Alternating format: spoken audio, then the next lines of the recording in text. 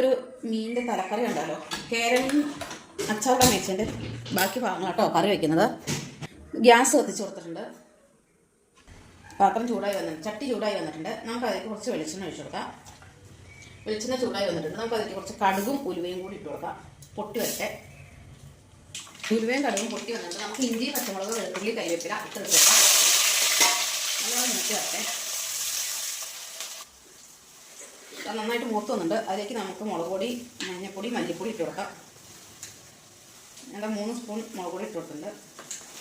മഞ്ഞൾപ്പൊടി ഇട്ട് കൊടുത്തിട്ടുണ്ട്. ഒരു 3 സ്പൂൺ മുളക് പൊടി, മല്ലിപ്പൊടി ഇട്ട് കൊടുത്തിട്ടുണ്ട്.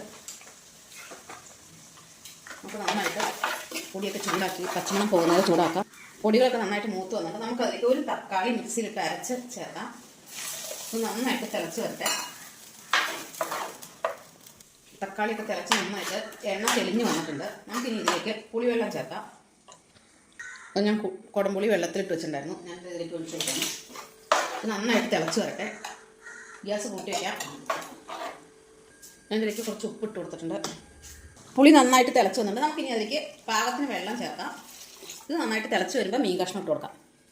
നന്നായിട്ട് തിളച്ച് വന്നിട്ടുണ്ട്. നമുക്കതിലേക്ക് ഈ തല കഷ്ണങ്ങൾ ഓരോന്നായിട്ട് ഇടാം. അത് നന്നായിട്ട് തിളച്ചിട്ട് ഇളക്കിയാൽ മതി കേട്ടോ.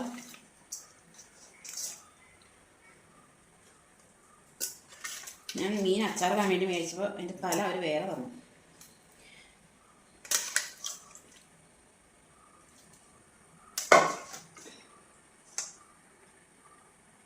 ഞാൻ മുഴുവൻ ഇട്ട് കൊടുത്തിട്ടുണ്ട്. ഈ നന്നായിട്ട് തിളച്ച് വരട്ടെ.